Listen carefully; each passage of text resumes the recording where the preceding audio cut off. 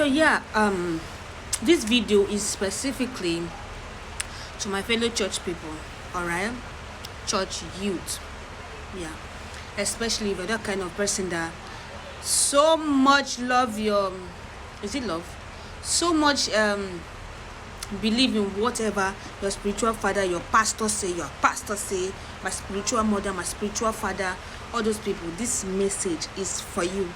Now listen, stop all this my pastor say she's the one, my pastor say he is the one. Now, do you know what funny thing about these people?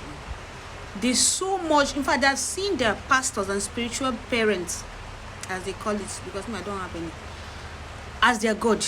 Yes, God said, look up to me. These people are supposed to guide you to God, but no, you people have turned them to your own God.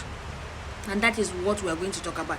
And oftentimes they lead you astray, and you believe them, you follow them without having a confirmation from God. They don't even teach you how to have a relationship with God. So you are having a relationship with them instead of having a relationship with God. They're supposed to teach you how to have a relationship with God, not to have a relationship with them. Do you understand? So now they are leading you astray and you are following. And this is not gone so bad on the terms of marriage. You see, your pastor will not come and call you and say so and so, and your wife is this. God revealed to me that this person is your wife, this person is your husband, and then you feeling nothing towards that person, having no form of attraction towards that person, you accept it and go with it because your pastor said. Oh my God, you guys really need to have a rethink already. All right, listen, this is how it's supposed to be. You are supposed to have that conviction from God. And by the time your pastor is saying it to you, it's just a confirmation. He's only confirming the word of God. That's how it's supposed to be. God reveals to you and he confirms to be sure. And then you now say, oh, okay, all right. God is really actually saying something. And if there's nothing like this in place, you don't feel anything towards this particular person that's saying is your wife, is your husband, do not give in to that. If you've not felt anything on your own side, go back and have a communion with your God. Ask him. And if there's nothing coming from God, then trash that. Trash that whole thing your spiritual father, mother, or pastor just said to you, because they're leading you towards destruction. The worst thing you can do to yourself in this life is marry the wrong person. Sometimes because of their selfish reasons, they will give you all of those informations, hiding under the roof of God said, God sent me, when God did not send them. So be very, very careful. Now I'm going to give you 3 major things that you're going to see or are supposed to be in place when you are meeting the right person, or this person is for you. The things that are supposed to be in place for you to conclude that this person is actually for. Number 1, purpose. All of you are in church doesn't mean you have same purpose. So being in church together is different. All of you always go for all church activities. It's different though. It's beyond that. Do you understand? Purpose. Does my purpose align with this person's purpose? Look out for pretenders. I'm not talking about people that pretend and speak in tongues.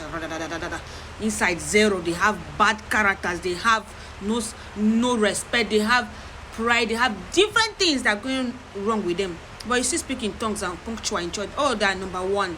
That is not the purpose. I'm talking about real purpose that confirm to godly and leadings that has to do with God. You understand? It could be in any area of life that God is calling you, and this person to have same passion towards that. They have this passion to live a life that pleases God, reach out as God commands us to do, and then you have that same passion, and then that is when you say that we have same purpose, we are aligned in our purpose. So it's good for us to go together, because the 2 of you are supposed to go on that journey to make it a success, which is why God is bringing the 2 of you together. Purpose, number one, very important. Number two, conviction. You will be convicted in your heart that this person is for me. Maybe it could be somebody you've been having around for like a friend and stuff like that. And you see this guy, they'll tell you that, look at that girl, she's the one for me. Most times it doesn't happen like that. Sometimes it happens. Something that you will be like, approach that person. And then when you approach the person, people get talking, you now realize that there's something about this person. Then from there, it takes to something else. Do you understand? Yeah. But there are some people in church that will still use this to manipulate people. God say, especially guys, God say you are my wife. And then you foolishly, you will not follow. Then funny enough, now go to your pastor, and your pastor will not say it's true. You don't even know if they are conniving. And then you fall for it. Always make sure you have conviction from God though, before you take that though. Then the third one is attraction. If God is bringing somebody your way that is supposed to be your person, you're going to be attracted to that person.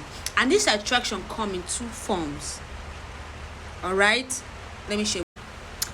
Now, one is physical attraction. Two, inward attraction. What do I mean?